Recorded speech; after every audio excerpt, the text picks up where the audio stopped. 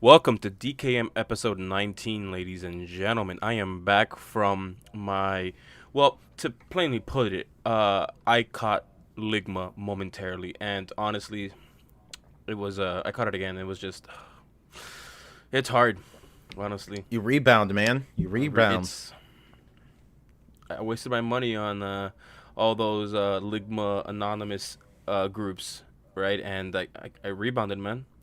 But I'm stronger now. And What doesn't kill you makes you stronger.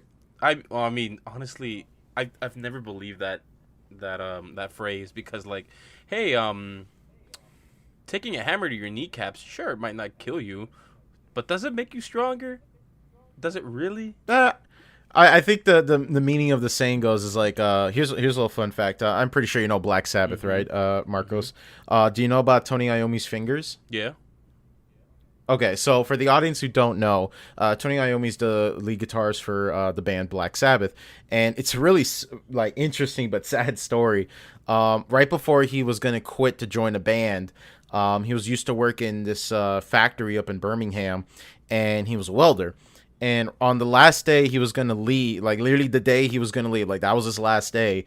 They said, "Hey, one of the guys called out sick. We need you to be in this position to work in front of this machine." Essentially, you have to like, according to him, is that you have a sheet metal. You have to like push it towards the machine and it cuts it, and then you pull back, right? Right. He never used it before. He doesn't know how this thing works, so he kept like doing it over and over again. And then like by the third time, you just hear the machine like cut two of his fingers. It was like his ring finger and his middle finger, like completely, Mm-hmm. like they popped it off. And he was described like he was in such shock, like he didn't even know how the hell he got it to the hospital.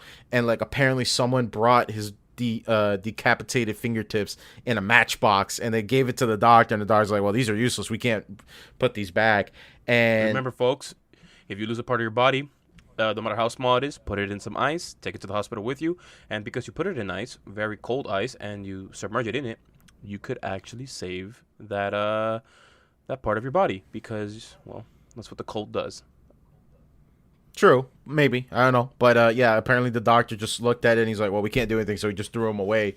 And I can only imagine like how depressing that must be, like laying in your bed thinking, fuck me, I was just about to join a band and I was about to quit my crappy job. And the fucked up part was that literally he went to lunch with his mom during the shift, and he was telling his mom like, hey, I'm not going back to work, I don't give a fuck anymore. And the mom's like, no, you go back there, you promised these people that you were working until your last day, you better go back. And then right after, and that was right before his fingers gets cut. And he was just like laying in his bed and thinking like, God, this fucking sucks. But the man was determined. So he, this was back in the 70s, so they didn't just give him like prosthetic fingers immediately. What he would do is that he would like melt bottle caps, and I think he described at one point he would take like one of those like helium cans, Okay. and he would melt it down to like a glass ball, to the point where like he didn't like would put it around his fingers and wrap it around with leather. And he can't feel anything with those fingers. So he then later down tuned the shit out of his guitar, and he would plug it into the bass amp instead. That's from his like last interview I heard of him talk about Mm-hmm. it.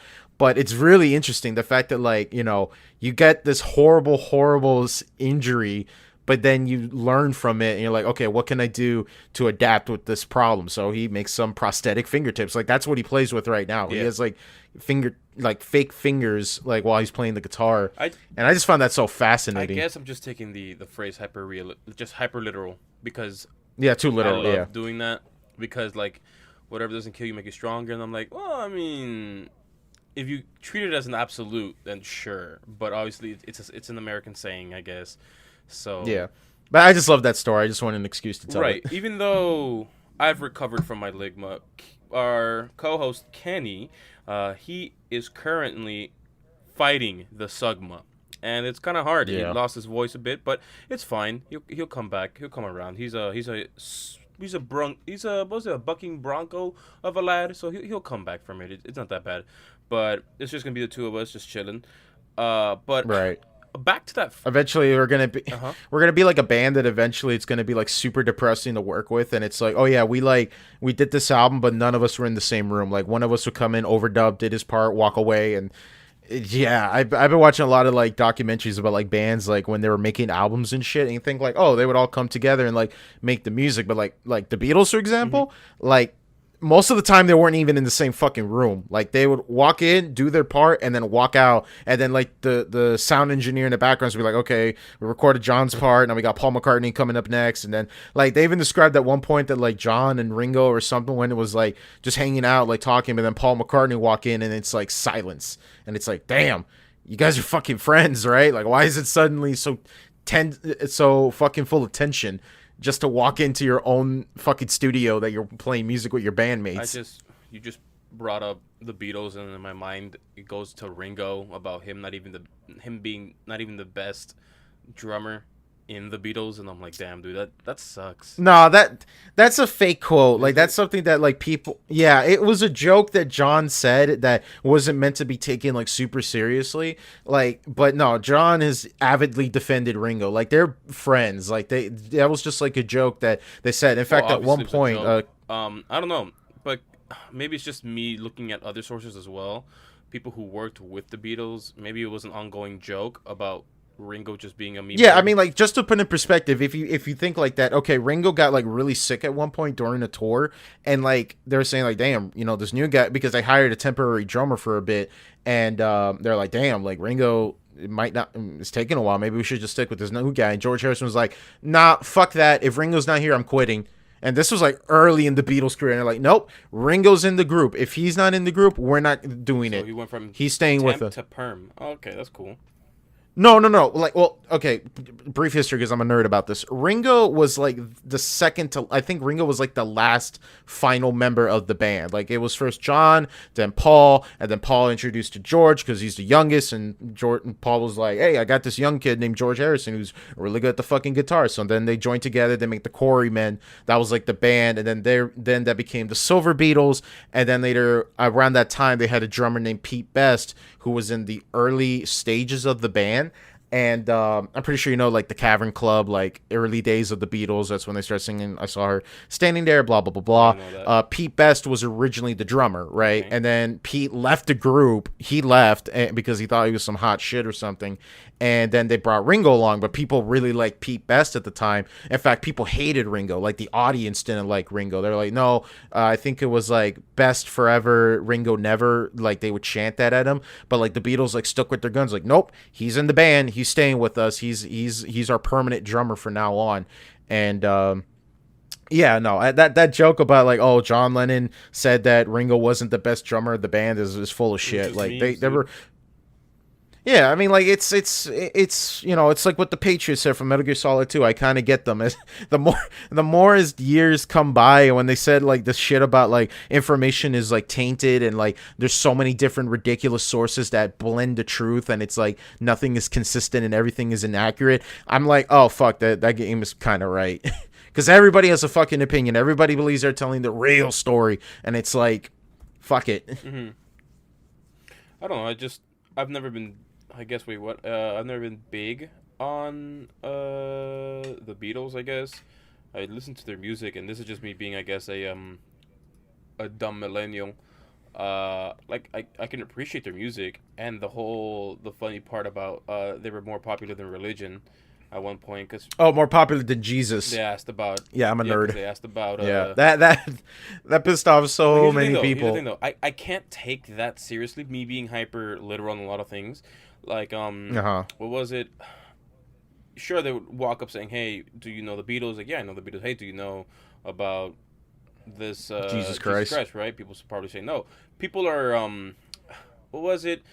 I can't say that people are inherently ignorant. They're just a product of of whatever their environment and their circumstances are. Oh yeah, So here's yeah. It's mainly the South that complained Well, here's about the it. thing though.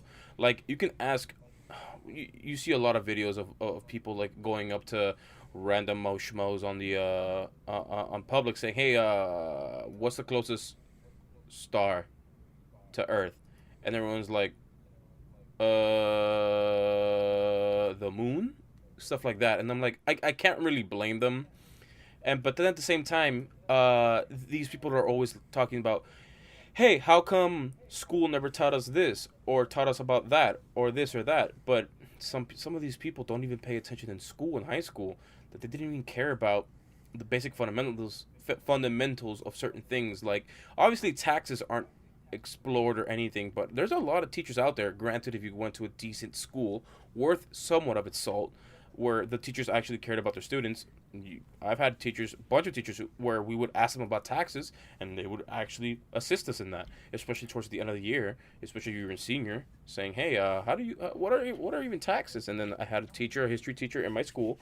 He would talk to us about taxes, and that was pretty simple. Obviously, that was outside of the curriculum, but these same people who are walked up, you walk up to them saying, "Hey, what's the Beatles? Hey, who's Jesus Christ?"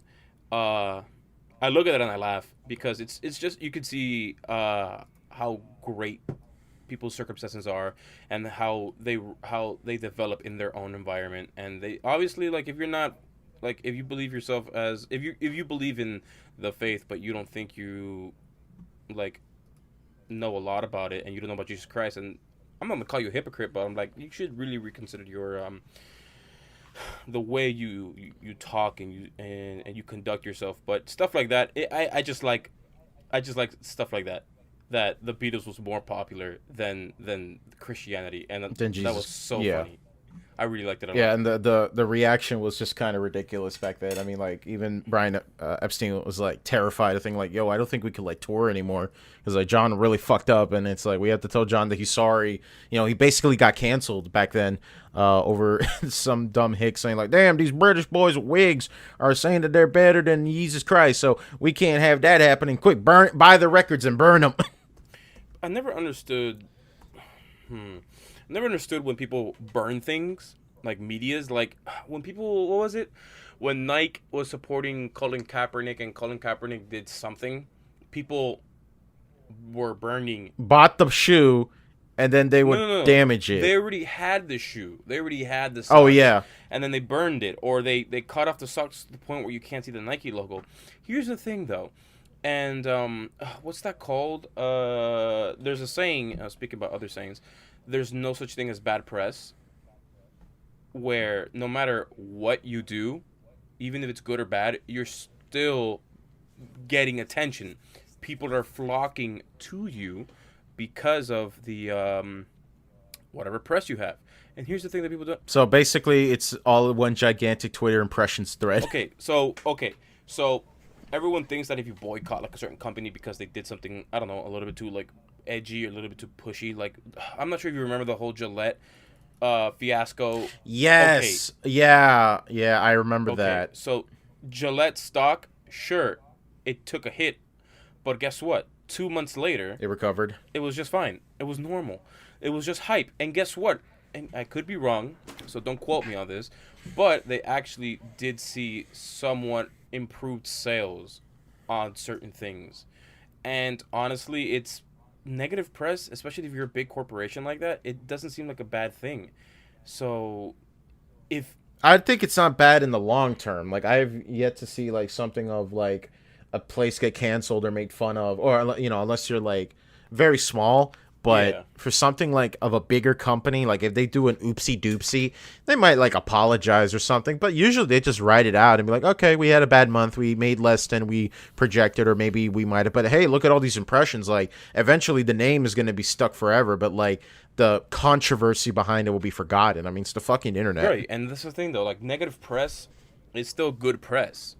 It's it is what it is, and I don't know. I just don't see that. That's why I said like it's like a Twitter impressions thread where it's like there's like people out there who like legitimately say like really stupid shitty takes, but they're like they don't look at like the comments or the quote retweets. They see the likes Hmm.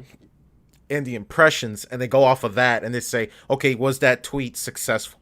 Did I get a brand reached out because everybody's talking about my name all of a sudden? And even with that, like Twitter in and of itself is just a how can I say? It's just dumb regurgitating nonsense that's amplified over and over again, thinking making you believe that it's mainstream where it's actually not. A good example is uh let's just say, I don't know, you're on Twitter, the base on Twitter is like super minuscule, but because it's Twitter and everyone views it as sort of like a mainstream social media, it is amplified. Mm-hmm. So a Oh lot yeah. of the opinions that are out there on Twitter, which is I would assume is the minority, things that are like super like a little bit too pushy, it's pushed into like where you believe like it's the majority, but it's actually not really that. So it's Yeah, I don't like. we talked about it. It's really just a vocal minority, but like Yeah. you know, it's sort of like what I like to do is like after a controversy like ends, like when everybody's done talking about it, Mhm. I like to look up like after like a week or so, and then I know so like when no one's talking about it again, I'll like look up the topic of the controversy again, and you always see like some people say like, I just want to remind everyone that so and so is still a massive piece of shit, and it's like no likes, no comments, no retweets, no nothing. It's like, okay, we get it. You're peddling that controversy when it was hot shit. Now you're trying to like, you know, give your hot take on it so you could keep it going, you know? You can even look at like with Twitter, the reply guys. I'm not sure if you know the term, the reply guys, Reply guys. No, what is that? where people make essentially a career out of replying to someone's tweet. Like the moment someone tweeted something, like a celebrity, the Oh, moment it okay. drops, there's people behind that tweet. Frame one, the moment it comes out, they're quickly on it on their phone, on the computer, whatever. They're on it on their Samsung freaking refrigerator. They're on it. They're typing away, saying, "Oh, look at this person said this opinion. I'm gonna put my own thoughts into it, and maybe even call them dumb." This became Yeah. Those are we call high horse people. uh, right. I've heard of that as well. A lot of people. A lot of people get accused of that sort of shit where it's like, you know, here's the thing I've learned about the internet, right? You're on the internet. You could give any opinion, just anything. You could just say, "Hey man, I think world hunger sucks." Someone is always going to disagree with you. Someone is just going to say you're a massive piece of shit because you even suggested that Well, I mean, thought, not even. right? You can look at a wholesome YouTube video and someone will dislike it just to dislike it.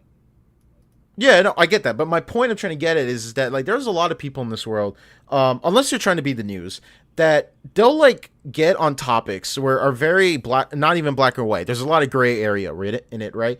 But they want to act like they're the fence sitter. They want to act like, oh, I'm in the middle ground. I don't want to give any particular take. And it's like, dude, then don't fucking say anything. You're not helping the conversation at that point if you're just in the fence in the middle of everything. Just if it's one thing I learned on the internet is that when you stay on an opinion, unless you do a complete 180, you just got to own up to it. Because when you start flip flopping, you start playing the middleman, people are going to give you more shit for that. I don't know about owning too much on it because sometimes it could be a little bit toxic, even though if some parts of your opinion might have changed because new evidence comes out or something else comes out that sort of could challenge your view, and you can acknowledge it. Yeah. If you acknowledge it, I don't think you should defend it, even though new evidence comes to light. Like, if not, that just be toxic, AF, you know.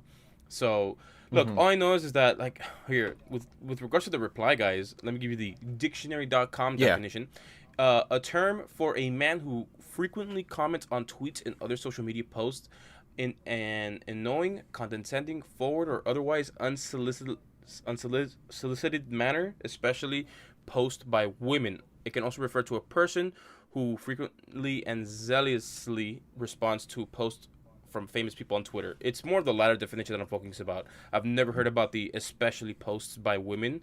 I guess that does Yeah. happen That's a first. because I've seen a lot of. I thought these were like people that like get on their high horse and they want to like talk down to everyone who's ever made any fucking tweet. I thought Well, that's what you're you talking can even about. look at what's it called. A lot of the reply guys for Donald Trump when he was president, you can look at it just a bunch of people just replying it. My main concern is that these reply guys they all had like their Patreon, their uh, Their coffee, PayPal, their everything on their what's it called on the description of their bio of their Twitter page or their Twitter handle, and this was their job for 4 years. Now since just being a Twitter reply guy. right, so imagine you stopped working for 4 years because this was your main source of income. Now after the last year the elections came through and now you saw that hey Now I have to go back to work or whatever. Like, how's that gonna look? Because obviously, any employer is gonna look at like, hey, well, what's this 4 year gap you saw? This 4 year gap. My bad, I spoke wrong. This 4 year gap of you not working. Like, what did you do? Like, you're just gonna say that? Oh, I Oh, was just replying on Twitter to like a bunch of people. And I am a social media I'm sure management. you could spin it in such a way where it could sound bureaucratic and corporate like, Yeah. but I mean, to be fair though, that's what like a lot of YouTubers do when they like get a job for after a while. They could say, like, here's the thing, like people like to think that like, oh, being a YouTuber or Twitch streamer is like immediately like, oh, it's kind of like a dead end. You have to stay as a YouTuber or as a Twitch streamer. not Not really. technically. You could use those skills and say, hey, I know how to run a brand, I know how to run a community, I know how to present myself, Right, I know how to be on right. camera. You could translate those skills into everything, because believe it or not, there are plenty of YouTubers out there who hang up the YouTube job. They say, you know what, this is fun and all, but I want something a little bit more personal. I want something a little bit more structured, or I don't want to deal on a monetization bot to determine I'm going to feed a family or not. Right. So And a lot of people have that issue where they make YouTube, which is a very volatile market, if you don't have a strong audience. They make that their main source of income, their main source of everything, and they're putting all their eggs in one basket. yeah. Yeah, especially if you were like starting out and stuff, and that excitement of like, oh boy, I'm making money by, especially like those early machinima guys. Oh my god, like a lot of them, like there's thankfully like good scenario cases where like a lot of them kind of like slowly fade away from YouTube, but you could tell they had like either money saved up or they had like business ventures on the side where it's like they don't have to depend on it anymore. I think like White Boy 7th Street was like one of those guys where he was just like really big on the YouTube scene, but he's still like really rich and stuff because he was smart with his money. He invested it, a lot of it. Mm-hmm. So he wasn't like, oh, I'm gonna be dead broke if I lose my machinima contract. You know what I'm Mm-hmm. saying?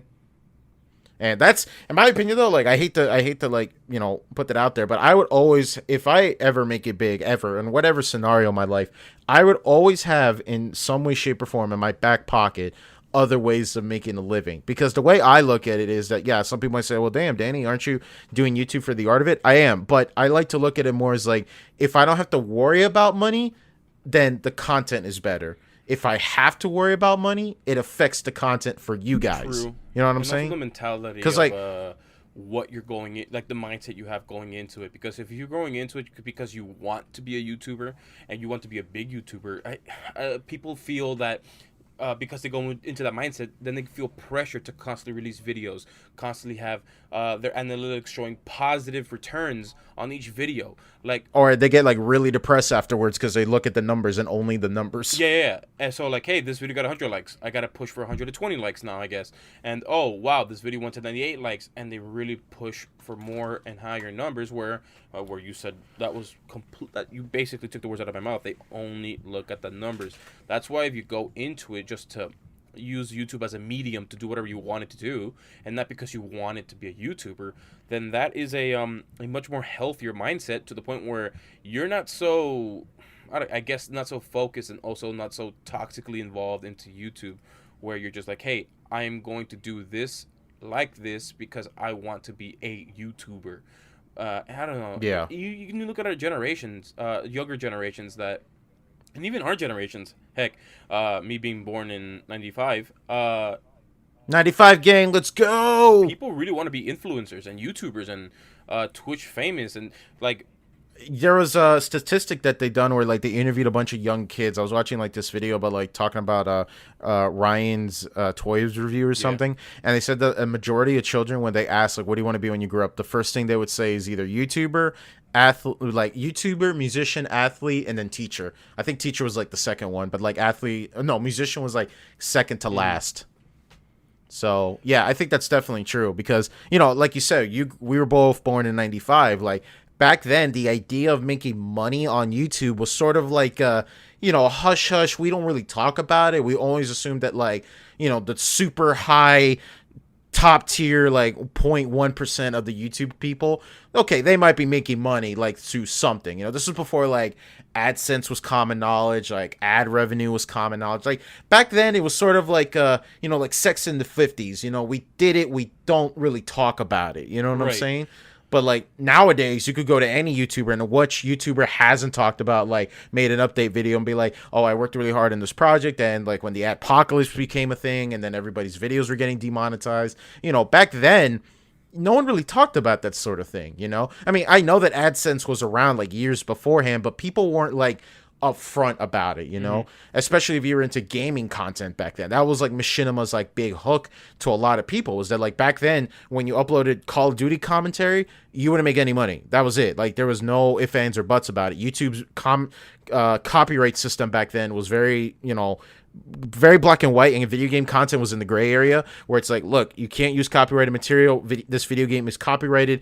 You can't make ad revenue out of it. But then Machinima will come along and be like, hey, man, would you like to make something out of it? And then a lot of people get signed up into Machinima. Sure, they took like 60 or 50 or 40% of your proceeds, but back then that was like the only way you could make money. By like 2010, especially by 2014, there was no reason to get an MCM because they were just taking money out of it. Then YouTube kind of like figured out the gray area and like, okay, well technically video games could be marketable or they can be monetized. And yeah. I just think honestly, when it comes to like returns and stuff, I don't know. Twitch doesn't seem like a platform to me that's like super. I don't know. For you? No, like in general, not even for me. Oh, okay. In general, when it comes to like, the what was it? The returns on subscriptions, the money that a creator, not a fan, a viewer will give to you, and then how much you get out of it versus all the other platforms that do just that. If anything, like, I don't know, you can just say, hey, just instead of donating here, just take off the donate button out of your Twitch, or just put it to my Patreon.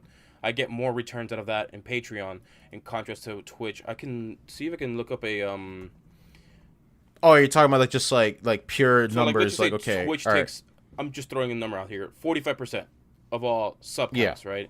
And 30% of all, and that's not even factoring like taxes as well. So we're just going off with just Twitch's side. 30% of all donations, right? I'm just throwing out numbers. These aren't real numbers. I'm just putting my ass, right? Yeah. You go to Patreon and they're only going to take 10% or 8%, something like right. that. Like you get. I don't know if you could promote your Patreon on Twitch exactly. But I see where you're coming from. Yeah. And even I mean, here's a good example actually. I don't know if you noticed this. Did you notice that like certain YouTube channels now have that applause button right next to their subscribe? You have a what? There's a button on YouTube right now. Like the only one I can think of on the top of my head is the PKA Clips channel, or I think it was the PK YouTube channel, where there's a button called applause. Like it's a little heart with a little dollar sign on it, and that's technically like YouTube's way of like doing bits, if I want to make a comparison. But here's the crazy part. Apparently, if you push that button on like your PC, it only takes like 30%. But if you use it on your phone, like mobile devices, it takes 60% out of of the total donation. Yeah, I wasn't even aware of that. Yeah, I don't know. Just seeing how this generation is really like, just even our generation, even older generation, even younger generations are just focused on being influencers, celebrities, all that stuff. You can even look at in different countries what kids want to be when they grow up. I mean, even in China, I think a good sum of the kids said they wanted to be an astronaut of all things. So that's something that's something way different than what the Americans want. Obviously, it's a cultural differences, so there's that. But all I know is that if I were ever to stream, it's not mainly just because I want to get a following, because I want to get big or anything. It's mainly just because I want to record myself and do what I want to do. And if you have a problem with it, well, so be it. You can go cry about it, I guess. But I'm just doing my thing for me, just doing my own thing, you know? I get you. I think that the best mindset you could look at that is that when I tell this to everybody starting out, when you're streaming, I don't know if you ever use Twitch, Marcos, but when you use Twitch and you have that like stream manager window where it shows like your chat, your donations, your bits, and blah, blah, blah, blah, there's a button that says your view count. Like it shows you how many people are watching right now. You could click that button and it doesn't show that number at all. Yeah. I think it's like the best way to not get demotivated in the quickest way possible, because so many people, and it's so heartbreaking when I see people just say like, "Oh, I only got like 200 viewers." I'm like, "Dude, that's 200 people taking time out of their day to watch you." I don't want to flex a little bit, but dude, we just like hit like 40 subscribers on this YouTube channel alone. Like I've been completely like just not been following the statistics on this channel, admittedly, because just been distracted with other stuff. But dude, like to me, like seeing that jump was so, you know, it was so cool to see the like, hey, we're growing, we're doing something. That's why I'm proud that we're doing this Okay, podcast. wait. So I got the numbers here. So Twitch takes 50%, 30 of all sorts of Subscriptions. monetization, whether it be donations, subscriptions. What? What? No, no, no, no. Wait. Donations are. Wait. Let me clear that up. If you're donating through like Streamlabs or something, that's Yeah, different. yeah, yeah. Twitch does not make $1 out of the donations. Wait, The wait. only So way Twitch makes money. I sent you a link on our Discord thing. But anyways, Uh huh. I'm just going off what this guy's going for. Apparently, oh god, Lord. So the best place is to get most of your money back. Most of your money when it comes to like people what do you call it? Giving you money. There's OnlyFans, which will take 20%. Um and Pornhub, which is 20%. And Damn. wow, that's those are the two best places for you to get your money, where you can get like well, wait. Let me correct myself. So OnlyFans, okay. Pornhub, and Patreon. Patreon takes 15 to 12% depending on whatever plan you have before processing fees. Approximately 8 to 15% after processing fees. And YouTube takes 45%. YouTube members from your YouTube channel take 30%. YouTube Super Chats 30%. Facebook Video 45%, same as YouTube. Facebook Gaming 30% of supporters, which is basically subscriptions. 0% on bits after fees, and stars cost $1.40 for 100 bits. Instagram 45%, same as YouTube. Twitter takes 30% of ad revenue. Oh wow, look at all that. Twitch takes 50, and then 30% if you're a preferred partner. Yeah, I mean, like to be fair though, there was a lot of controversy on like how Twitch wants to handle advertisements. I think my favorite one was when they were gonna minimize the stream to the corner, Oh yeah. and an ad would play out, and it'd be like, oh Jesus, that's awful. Something about I don't know. I've been hearing talks about Amazon wanting to drop or rebranding Twitch Prime if you have an Amazon Prime subscription and able to use it on Twitch. I heard they might drop it. I don't know, but I could be wrong. All I know is I that doubt it. people go into this mentality of wanting to be streamers, wanting to be YouTubers with this mentality that can be toxic. And much like you said, and you said it over and over again, where they just only look at the numbers and they get depressed. Only 200 viewers. That's kind of that's kind of like dumb, honestly. That's why I like watching people like podcasts or shows or even Twitch live streams or live streams in general where people are just like super like nonchalant or just chill about everything, and then they're like super Yeah, like what's the word, humble about every little chill. thing, and then when something negative comes through they're like, okay, cool, whatever, I don't care. Yeah, there's that thing where like people need to like get into this idea like, oh, every streamer needs to be like super hype and super obnoxious. No, there's a market for everything. There's no one genre of music. If that, there isn't like a statistic anomaly where like, well, pop music is the most profitable, so we need to do that. It's not like the '90s again where like grunge was really popular and like everyone had to turn into grunge. Right. I'm only joking. I like grunge music. Right. I've been listening to a lot of Nirvana and Alice in Chains and Soundgarden and Audio Slave. I think more than anything, uh if you put, and yeah, again, it's mainly a mindset thing.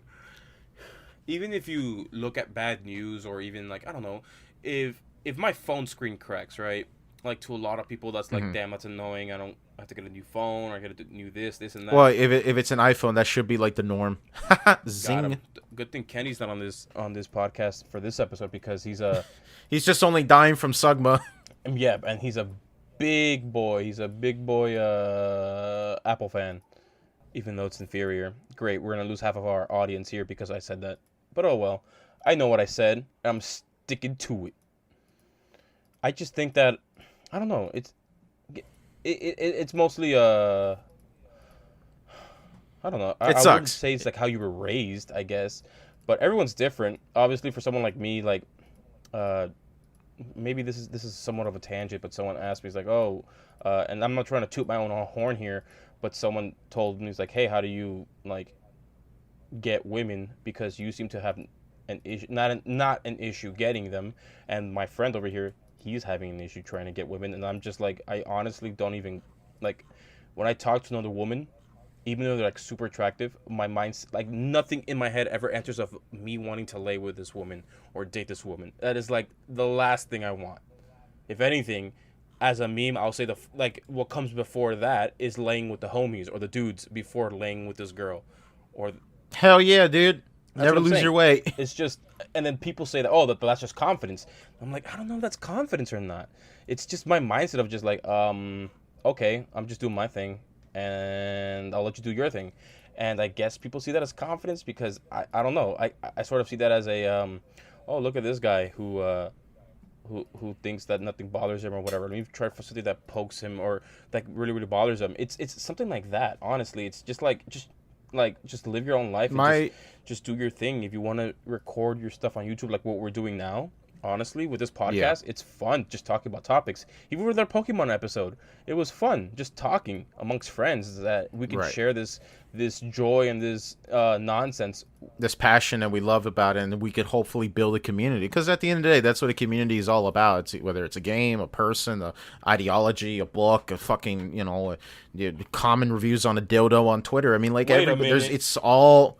Hey man, dude. Eventually we'll start getting. Eventually once I start making enough shilling, we'll eventually follow through every tweet that I make and say, hey, my fish just died. Underneath, by the way, get 50% off on the Super Thrustmaster 5000.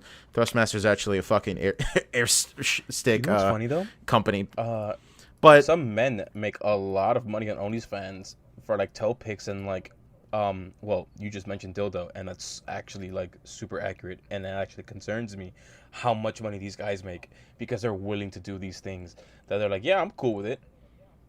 I mean, what? Okay, let me ask you this, Marcos. What do you think is like the most like out of question? Like, no matter how much money a company offers you, would you not promote?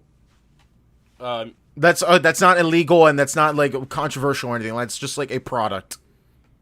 I mean, first let me highlight by saying that I just gotta make enough money where I can just live by my own means, and then anything more than Okay, that. so you don't have like a high amount you No, no, want no, anyway. no. So Even that if kind of you're offering me like, hey, like $1 million, like I mean, like $1 million sounds nice, but like I don't think I'm ever gonna need like a lot of money in order to do all this stuff. Like, I, Do you think you could live off of $1 million, like from your current state right now? yeah, for a pretty long time actually. That's what I'm saying. Like, In this, like that's what I'm saying. Like if I gave you $1 million right now, do you think you could live off of it until your death? no, not till my death. But what I'm saying is that Okay. I'm not so married to the idea of money that I'm so current. Like, what's the saying? I'm always chasing the bag, always trying to make that bread, as those young folks say. I'm not always so like super focused on that. But back to your question, like obviously I have my own principles, and I'm not about to become a shill that'll take advertisements from I don't know,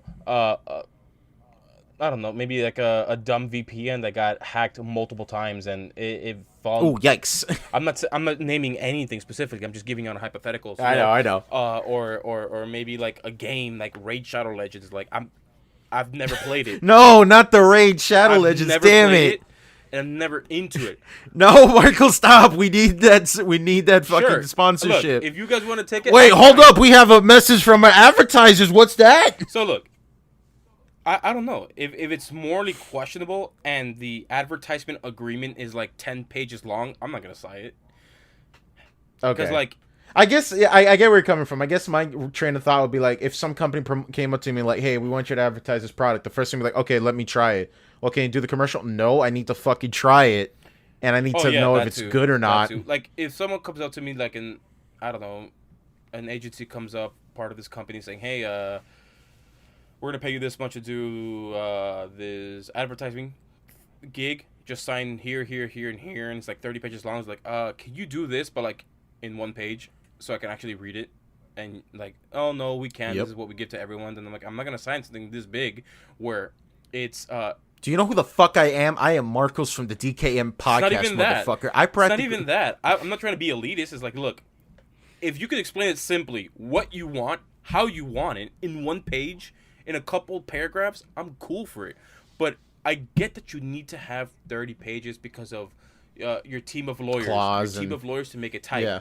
However, if you can give it to me in one, maybe even 2 pages, where it says, hey, at this date, for this time, this is what he's going to do. All his videos. Listen, I would never answer a booty call that it has a PDF document of 30 pages that I need to sign. I'll tell you that That's much. what I'm saying. I don't know. If you want to do advertising, that's cool. More power to you. But personally, I'm only willing to advertise. I just love things that I love use. all the tweets. My favorite is like all these tweets about like people as soon as like they start making numbers, that like the follow-up tweet is like, "Oh, check out these like galaxy lights that I got at 50% off from this shady Chinese website." It's like always the same fucking tweet.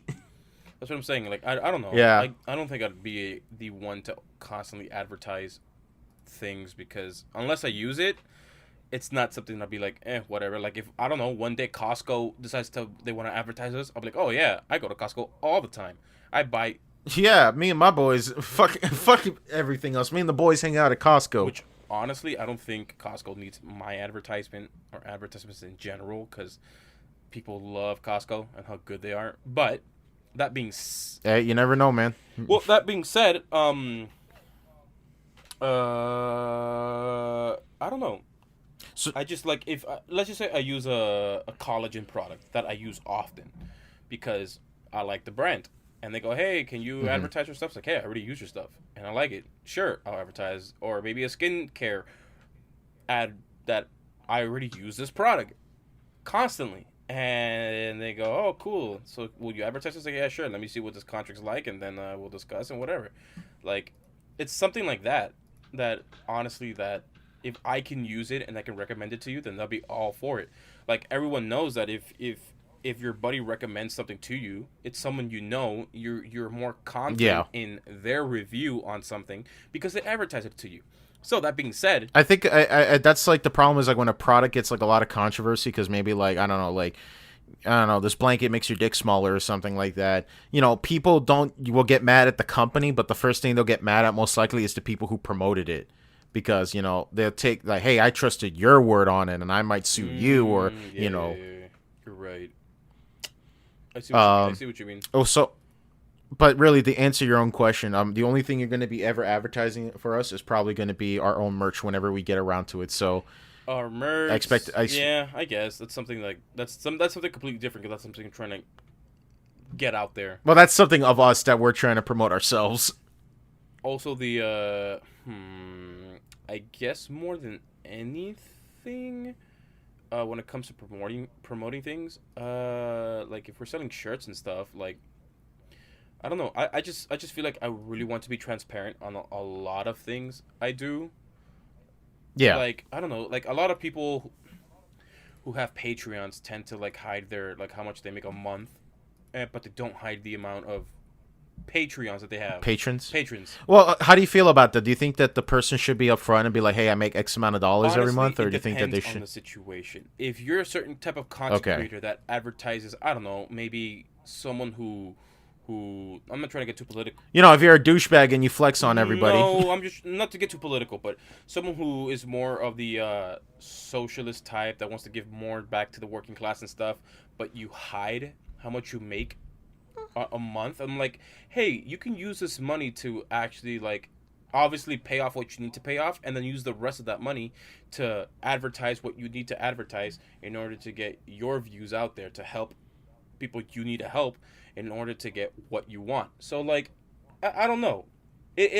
I mean, at the end of the day, it is your money. You can I'm do not whatever saying the hell you you. should. I'm just saying it is situational Yeah, on this. I don't want you. I'm trying to prevent you from like borderlining on like poor shaming because I fucking hate people when they do that. I fucking despise it when people do that crap. But Basically, it's like imagine if I'm Jeff Bezos, right? And let's say I donated to a cause. I'm like, hey, I'm going to donate $100,000 towards this cause, right? And then you come up to me and say, well, Jeff, you're worth like $40 million.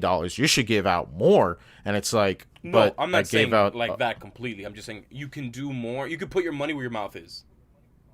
Yeah, I get where you're coming from. Yeah, like, or what about those like uh, like priests from like those super mega churches where it's like they're like, oh, I want to give help and everything. By the way, I got to go fly on my fourth private Yeah, that's jet. cringe. That's cringe. And me being a religious Yeah, man, that's actually cringe. That people yo, father, it's cringe, that bro. people complain about. What was this old white dudes? There was these two pastors You have to be talking specific. about, hey, we need a six plane, and I'm like, What the what? fuck? Excuse me? Like what? People were bashing onto him, these pastors, and they're like, listen, it's okay. To simply put it, they just preach the gospel in such a way where it's always a feel good message. It's not about the truth that hey, you need to like own up your own nonsense and change for the better of yourself and and to have a better relationship with your Lord. But the thing is, they don't preach that. They don't preach that, hey, this is bad, bad, bad, bad, bad. They always talk about the good, the love, and all that. People like that message. People like that positivity. But because Yeah. I'm a realist in some ways, I can say that, hey, if it's too good, then that seems not to be true. All they're preaching is the good stuff, good stuff, good stuff. That's telling you that, hey, you need to really like Do you, control yourself. You really need to like what's the word? You really need to like set yourself in this line and walk it daily without ever like being led let it astray. stray. But if you do, you can always like go back to the line and make a steady effort of like not leaving that spot, wandering around. And these mega churches pastors really don't tend to do that in my experience from what I've been able to see. I don't know. It's just kind of it's really cringe. Just having that much money, that much like just have enough to live comfortably. Like you don't need a 10,000 acre plot land to have your mansion, your helicopters. It's Yeah. just I don't know. I get where you're coming from. I guess if I had to look at it, I don't know. Like, how much money would be too much money for you? Like, what do you think would be like the ultimate cap for you? And you start being like uber generous. Right. Like, I guess my thing, I would have to figure out like way ahead of time and be like, okay, how much money do I need to live off for the rest of my life? Like I brought up before, like I was looking this up because I was like Googling this. Okay, if you had like $1 million in your bank account right now, let's assume that your expenses were completely paid off and you were not tied down to any debts whatsoever. And I looked into it like, okay, if you had $1 Not million, to flex, but I ain't how got would no you live? debts. But yeah. I know, I mean, but I'm talking about like, but then again, like I'm talking about like not having like to worry about Right. family. You're just by Right. yourself, completely single, right? Like no financial responsibilities, essentially, right? And I was looking up that like, oh, how could you survive off of just $1 million? And most people would say like, well, you got to move to a different country because that $1 million doubles or triples if if that dollar value goes up Yeah, in a if I certain don't have country. a job and I can only use this $1 million for the rest of my life, then Exactly. Like you're just completely living off of it. Let's say you're in your okay, let's say you're not in retirement. Let's say you're about mid 50s. Let's say that. I think that's a safe bet. You can still work, but you don't have to. You could retire if you feel like it. Yeah. Oh, okay. I don't know. So I was just curious. I was like looking at it. I was like, okay, most people say, oh, if you go live in like, I think they said Brazil. I'm not so sure, but some people say, like, oh, if you live in X country, like you Yeah. could technically live off of that for the. I was looking like when I was looking at like a bunch of like wage slave anti videos and stuff. A lot of people say like, oh, I wish I could live in like Bangkok or something like that because I know that like the paper, like the table scraps I make working at my job here in America, I probably could live off of for the rest Here's of the my thing, life though. in a different That country. is so true, though. You can take $1 million, move to Bangkok, go to Thailand, live in Thailand, invest that $1 million, or most of the $1 million, make that money make money for you, and you're fine.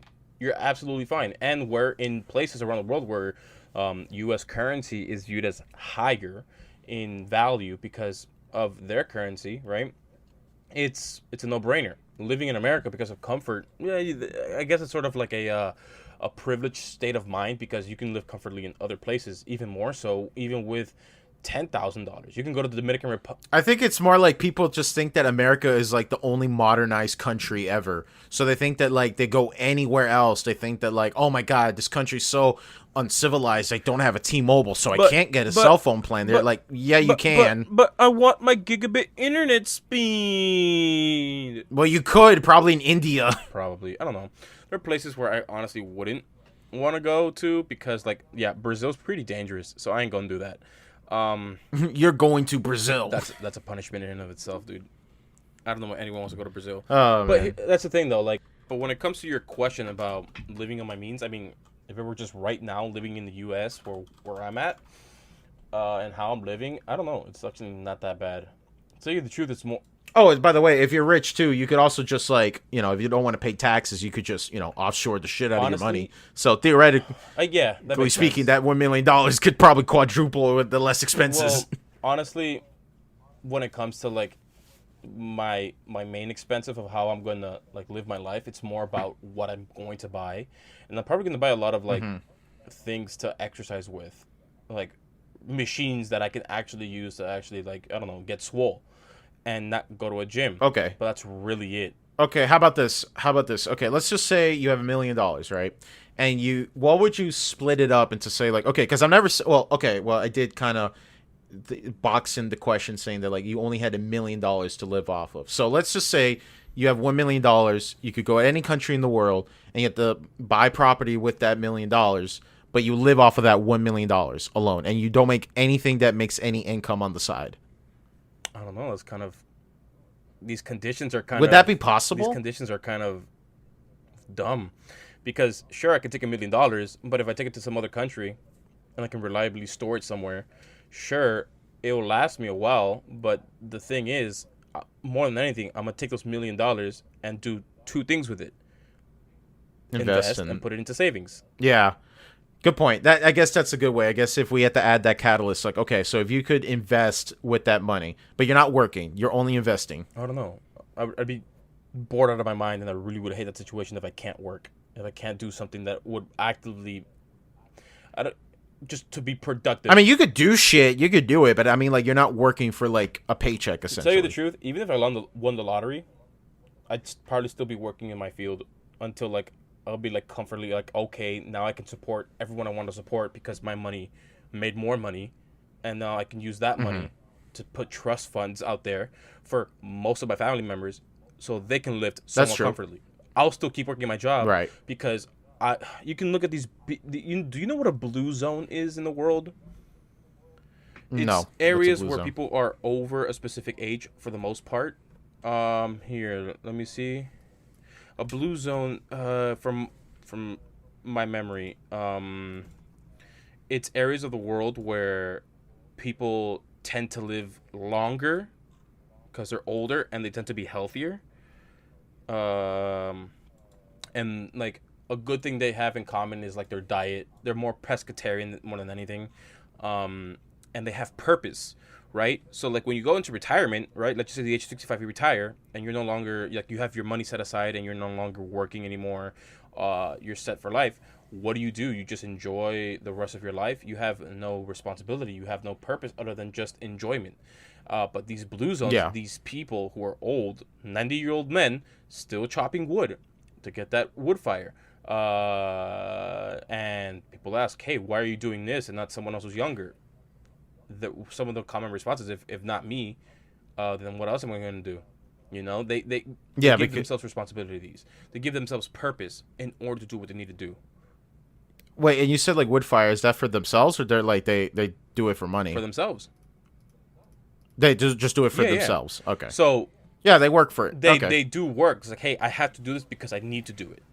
And yeah, that's the thing though. Like if I were that rich, obviously I would want to, hopefully if I don't change as a person, because money does change people, if you come from humble beginnings, you hopefully doesn't corrupt you too much, because money tends to really mess up some people if you don't have a strong constitution within yourself. But that's besides the point. But I think when you bring that up, I think that's always fascinating me. It's like, why is it that like musicians, YouTubers, personalities, actors, things like that, why do they lose their money? Why is it? Is it because of bad dealings? Is it because they splurge all of it? They don't have like the foresight to be like, like, I don't know. It's just, if you were to give me like $1 million, all I could think is like, okay, what can I do with that money right now? Maybe get a house and maybe pay off some bills. But all I could think was like, okay, I have $1 million right now. I could live off of that for probably a year or two, but I want to know how I could live off of not just that $1 million, but with money I can make further on. You know what I'm saying? Because like because I don't have to work for table scraps anymore. I don't got to work at a crappy 9 to 5 anymore because I already got the money. But I don't want to like live. Since I work in aviation, it's something that I've truly enjoyed working in, mainly because of the people there. They're genuine people. Never has there been situations where there's like drama or anything, because people when their lives are boring as fuck, they want to start drama. It's fucking. No, but here's the thing, though. Even crazy. In my job, it's not like that. In all the jobs I've been with regarding to aviation, it's not like that. And people tend to relate with one another, and they form stronger bonds when you. Well, that drama comment isn't just for like. It's not just drama like in a work environment. I'm talking about just like life in general. No, but I'm not talking about drama. I'm just saying that because in some jobs there are dramas. I'm just making a side point about in my experience when it comes to aviation. There's small little bits of drama, but it's not like super like petty detrimental to the work environment. I'm just saying, in the aviation industry, it's nice, it's fun. You get to work with people who you get to form a bond with because you suffer together when it comes to working at your job, because you're pressed for time or you got to do this and that, and you're working on a problem together. You're brainstorming. It's nice, and you develop these bonds, these sense of humors that you meet with that you get with these people because you understand them and they understand you. And honestly, like when I had to quit my last 2 jobs when it came to aviation, what sucked about it was missing seeing the people every day, because that's what made the job even more like even better. Granted, I do think that like working with people, like certain coworkers, it does kind of make or break your environment. Granted, I didn't really deal with customers, so I guess that's why it made the situation better, because when you deal with customers, people can be really like, you can meet some really dumb people when it comes to customer service. So I don't know, like Lord knows that the uptick of Karen videos lately has been a great example of that. And the thing is that you can look at I don't know. It's more about, sure, I can have this money, but at the end of the day, like, I still want to work. I still want to, like, knowing that I'm going to work not because, oh, you're working underneath someone. Now, wait, let me clarify something. When you say work, do you mean in that particular field, or you just want to work because you just like to do shit? That field. Because I went to school for it. That field, I went to school for it. Okay. I enjoy the field. I enjoy the industry. You love your job, It's essentially. not so much about the job. It's just more about seeing...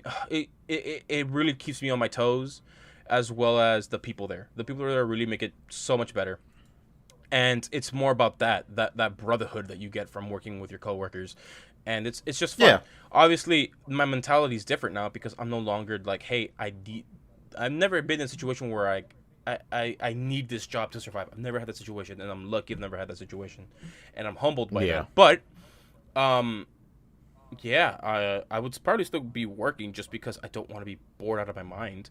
But there'll be a point where I'm just like, I'll probably stop working in this kind of area that I'm working in and go still in aviation, just do something else, because I still want to be part of the thing that I went to school for, to be part of that overall community, and maybe even start a business, who knows.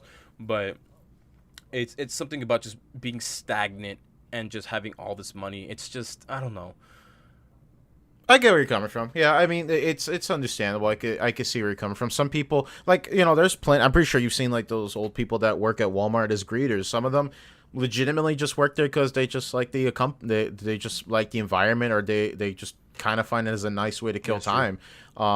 And I was, if you watch like Dave Ramsey, for example, you see like all these people talk about like, I have money, I put a good enough savings and this and that, and it's like kind of awkward. It's like, well, what are you complaining about? It's like, well, I just don't have any motivation. And like, I would just tell the guy, hey man, I think you just need to find a hobby at that Yeah. point. I don't think you need to work. I think you just like planned everything out. But like people look up like plan out getting to retirement, and once they're in retirement, they just don't know like what to do afterwards. And that's the Like part. we're That's young. the part where people We're tend to like lose hope. And funny enough, it's also the part where they lose some years of their life because they have no responsibilities. Yeah, they're their kids are grown up. They moved out of the house. They're happy. Everything's okay. And some of them are just kind of like, all right, I've saved up all this money and time. I'm sitting in my recliner, and I'm like, oh damn, I'm about to be 75, and I got nothing to Mm-hmm. do. And I'm like, well, find a hobby. Do you like fishing? Do you find this? Get into just do something. You gotta do. I think as humans, we are as lazy as I am. There are moments where just like fuck, I want to do shit. I just want to get on a project and work on it to beginning to Yeah. end. You know. And to me, it's like that's sort of like that's why I bring up that like money examples. That like if I was just rich and I could just do anything, I would not be like comfortable just sitting on my couch every day and not doing anything. That's probably why I can't like binge watch TV. Like to me, it's like there's not enough interaction for me. So that's why I like to play video games, because video games I have to actively do something. You know what I'm saying? Right.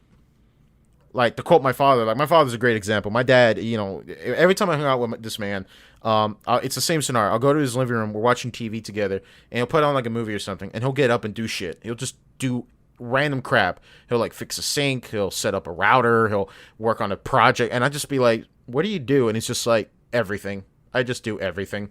I put that movie on like 6 different times, and I think I've seen like little bits and pieces of it until eventually I've seen the entire Mm-hmm. movie.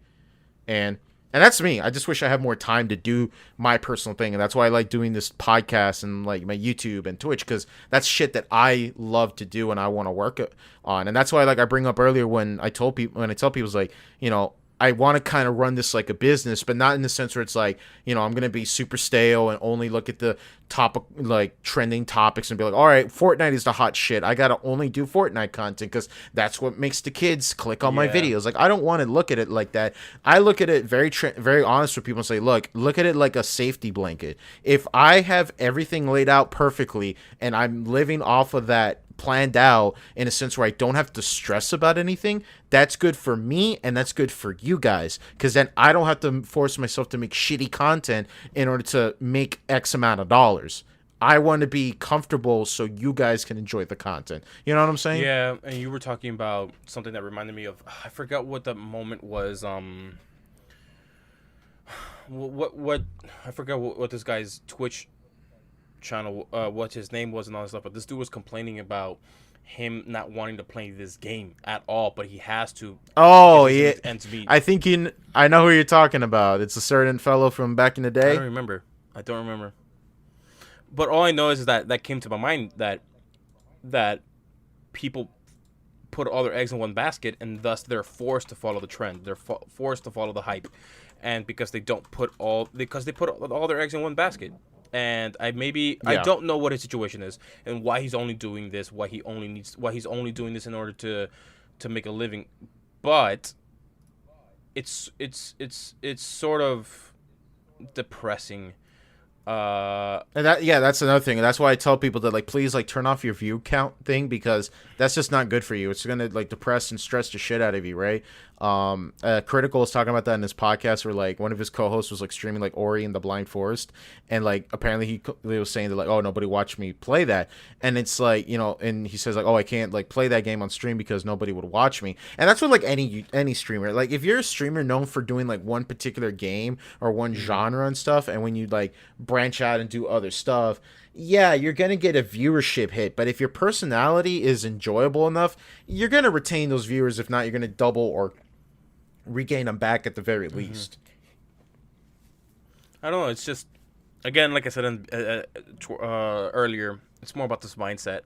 It's more about what you want to Yeah. do, when you want to do it, and how you want to do it. You're not so much like how I'm not I'll make enough money where I'm comfortable and I'm just chilling, doing my own thing, but I'm not married to the whole idea of financing and all that stuff. I'm not basically trying to get as much money as I can. I don't know. It's just my mentality. It might be flawed. Sure, I'm willing to accept that when it comes around, but I'm more about hey, I'm just gonna do my thing because I want to do my thing.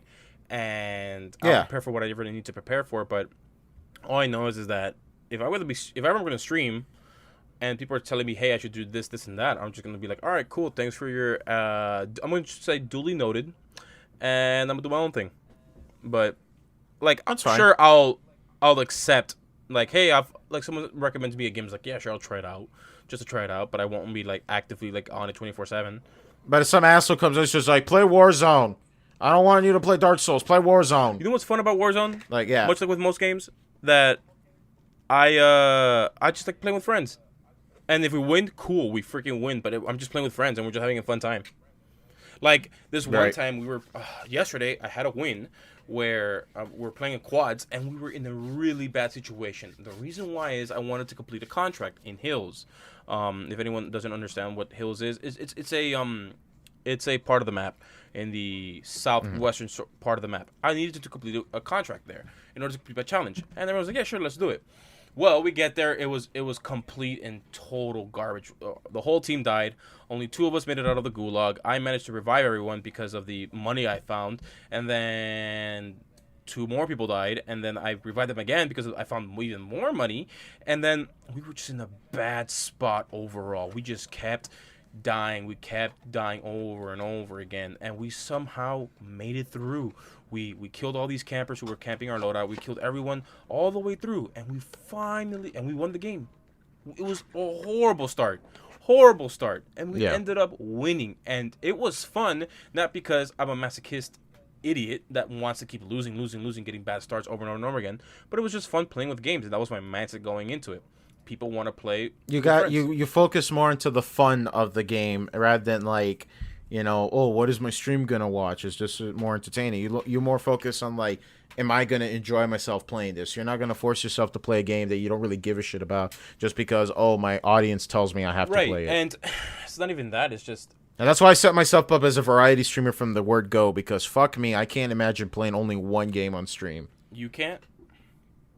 I can't. No, I cannot do that. That would drive me insane. Yeah, I understand. It's not that hard to figure out like what you want to do when it comes to just doing one single game. Yeah, it does make sense though. But I mean, like, it's not just like Twitch streaming. It could just be like YouTube content as well. Like if you're, it's always an awkward period to transition out of what you're known for into something you're passionate about, but you don't know if your audience is going to follow along with it. Right. I mean, I could say right now that if ever just stream any game, that I would just probably like, I don't know, maybe I go from Warzone because I'm just playing with friends, and then when they stop playing, I'll probably just grind on zombies because I just like playing zombies, getting these challenges done. But then out of nowhere in my head, I just say, hey, how about you play this old childhood game that you loved playing when you were a kid? And just because why not? Sure, it's a knockoff of Diablo, but you had fun with it because it was Is it Fate? It's Fate, right? I love that game. It fucking Fate. I knew it. It was fucking Fate. We all played it. And I played it a lot. Are you actually wait, quick question. Have you ever played Diablo? Yeah. Are you looking forward to that Diablo 2 remake that they're working on? I was not even aware that was coming out. Yeah. Yeah, I heard of it and all I could think of was like, well, after Warcraft 3's fucking catastrophe, I'm not looking forward to the idea of like Blizzard announcing another remake of a beloved game, but apparently they promised they won't fuck this up. Let's just say I'm not pre-ordering it anytime soon. All I know is I was having fun with Fate. I played up to the second game. I beat both the first and the second game. I had fun with it. I only played the free trial that came. I remember you had to get those fucking purple coins on Windows Vista in order to play them. Oh, yeah. No, I had them.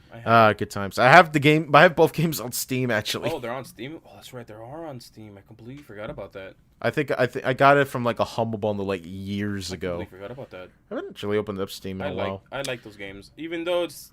Marcos, I think you should stream. I would love to see what you have to say, like if you had to interact with the chat audience. Everybody's watching this right now. I want you guys to comment right now if you want Marcos to stream and what games would you like him to stream, because I think that would be very, very fascinating. And I would now and the comfort of want to stream.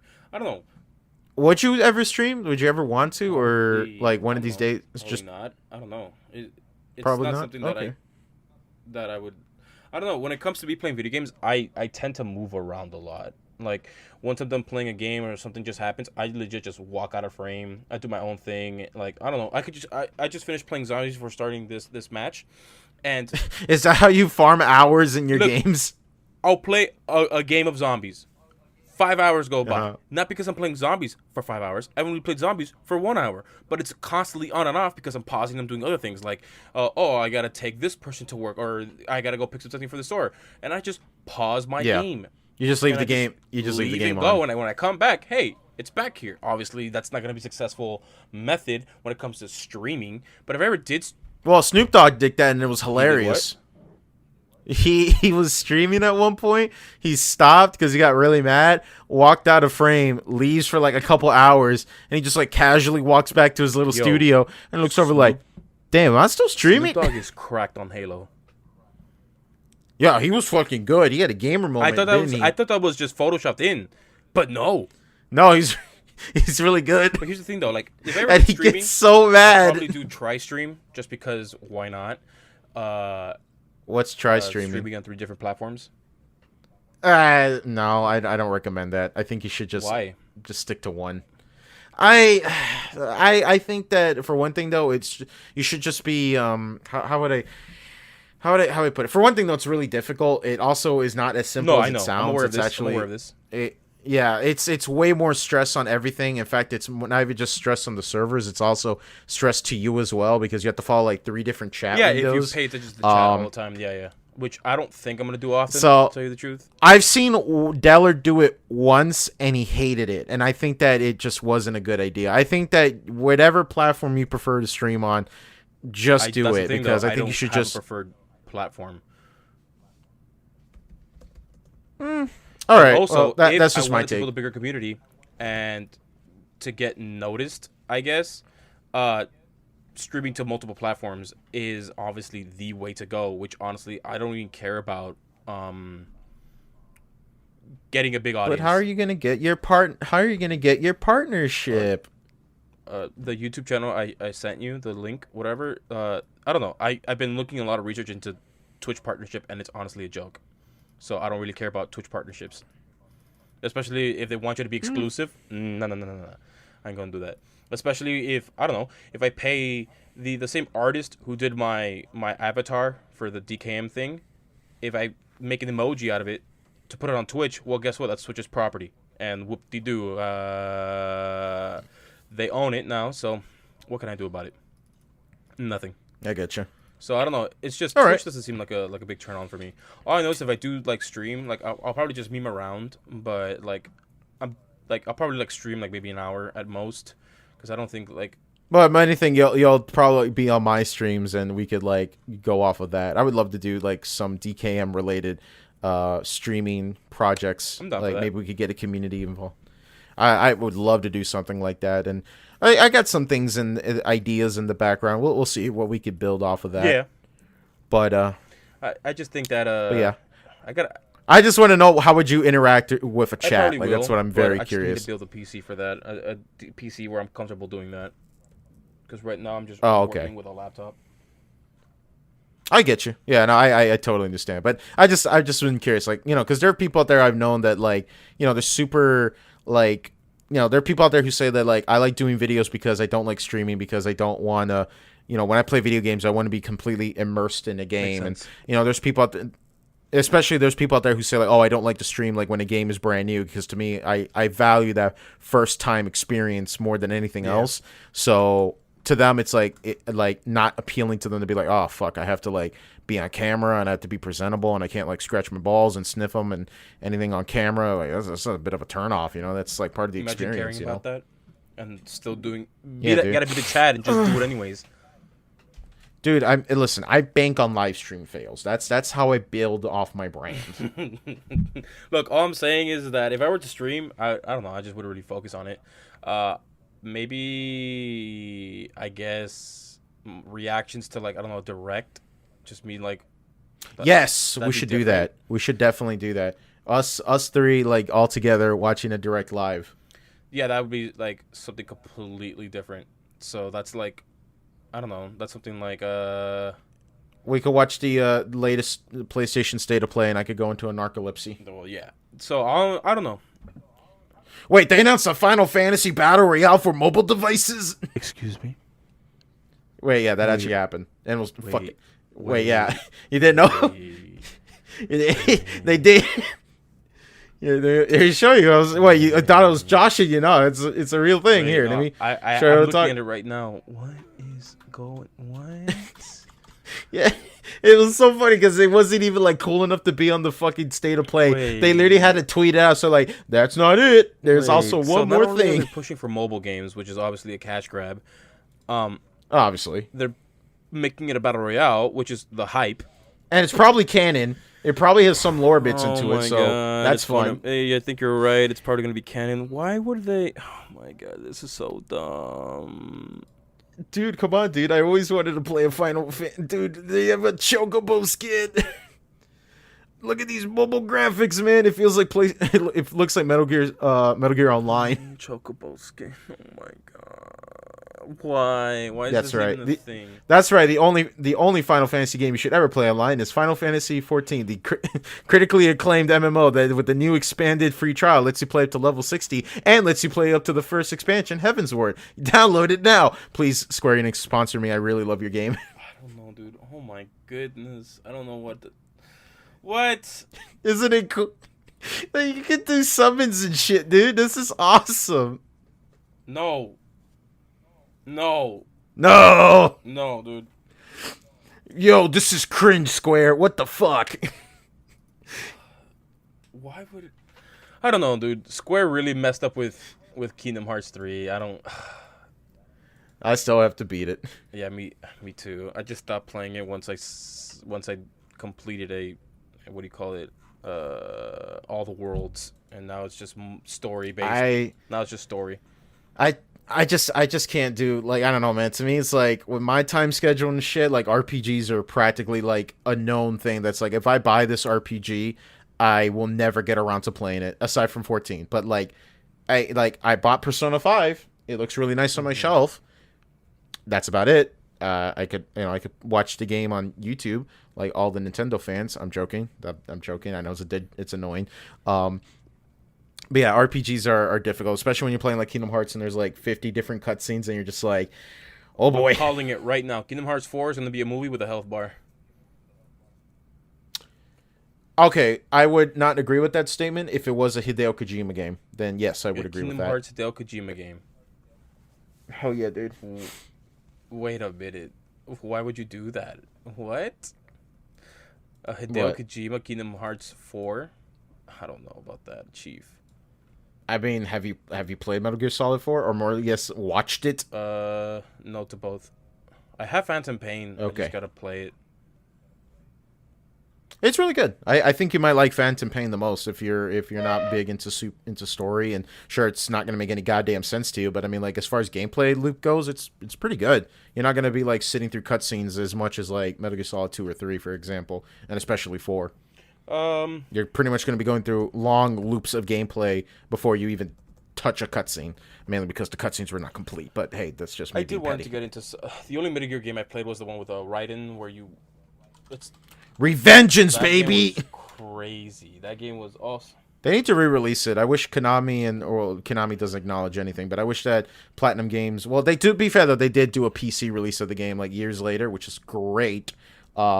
But yeah, I do think that they need to acknowledge its history, as ridiculous as it is. I'm surprised I completed that game on the hardest difficulty. Because fighting, what was the dude's name? Armstrong, no, motherfucker. Armstrong. Jet. Was it Jet? The one with the red sword? Don't. Yes, Dude, that Jet. boss fight was so bad. Two cyborg ninjas meeting up in the desert to fight. Katanas, baby. Let's go. Oh my god, it was so bad. I died a lot. And then I fought Armstrong, and then the only boss fight I remember struggling the most was fucking Armstrong, because like that game, you needed to master the blade mode. But that, as well as Armstrong on the hardest difficulty, mind you, had so much health. You did peanut damage when you didn't have your sword, when you had only your fists to beat him up. Yeah, because you had to get the sword back. That was super difficult. I'm not sure if you remember that, but you're just fighting with your hands. It's been a while. I haven't beaten it since like late high school, so it's been a It while. was I have bad. to. It was bad, but I'm down for it again, just to play a Metal Gear game because I played one game that was epic and whatnot, and I know it's a good To game. be fair, though, that's not a fair assessment of the Metal Gear I know it's not. franchise. It is a I know spin-off it's game not. from like Platinum of all people, so you I know, just take it for what it I is. just think that if I can enjoy that game and how bombastic the story is on that game, I'm sure I can enjoy the other games that are a little bit more. Well, the other games are bombastic, but in a sense, like, well, it's also very pseudo too. So you're gonna have to kind of, get into Yeah. that. But yeah, I think we could go ahead and end on that note. Konami, if you still give a shit, at least sell your IPs to Sony, so at least they can make good games or acknowledge your franchise before you start. But fucking them more into making more pachinko machines. I think we could go ahead and wrap from there. Anything else you want to say before we go, Marcos? Sony, I want to see Bloodborne 2, Sony, please. Bloodborne 2 because yeah, they own the rights to it. the IP. Yeah, that's I want to true. see Bloodborne 2 so bad. I just wish that they would get around to at least, if anything, make a patch for the game to run at 60 FPS because a lot of streamers lately are modding the game. They're showing it off, and it's like, wow, this game looks so much better if it's at 60 FPS. Yeah, that's true. But it doesn't really bother me at 60 FPS or not. I'm just a nerd who likes playing games. No, I get that, but I mean, like, if you had the option, Uh, we're on the PlayStation 5, and I'm just saying, if modders have been able to do it with like the PlayStation 4 Pro, oh right, I think that you should probably get rid of that FPS cap Right. as soon as possible. But we'll have to wait and see. So yeah, I think we could go ahead and wrap from there. All right, so thank you so much for listening to this latest episode of DKM. I want to personally thank, and Marcos too, we want to personally thank all our new subscribers lately. We briefly alluded to it, but yeah, we noticed our subscriber count kind of jumped in the last couple of days, and we're kind of, I'm not gonna lie, I was a little bit caught off guard by it, and I want to personally thank everybody who's been subscribed to us on YouTube. I greatly appreciate it. It really makes me happy knowing that we're building an audience, and a lot of you guys are enjoying us. Thank you to all of our comrades in Russia who apparently really like our stuff. I don't know if there's something us three idiots could talk about that catch you guys' eye that made you want to listen to us. We greatly appreciate it. But anybody who's a new subscriber to us, thank you. We greatly appreciate you just watching us. And we're really glad that we're building the community, and we would love to do more with the community and maybe grow from it even more.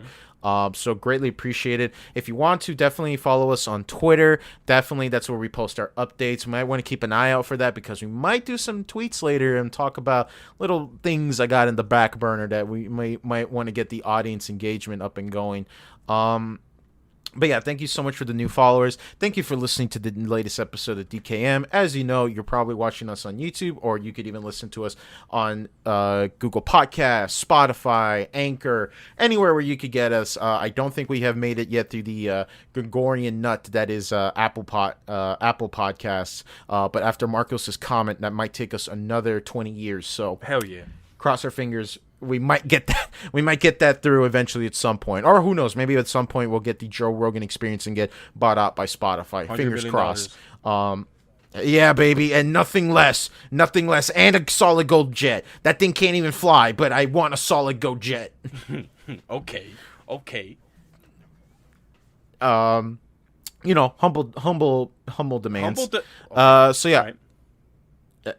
I'm gonna go. Let's go ahead and just wrap that up. Thank you so much for listening to this episode of DKM. Yo, guys, have a good one. Please stay safe out there, Peace. and see ya.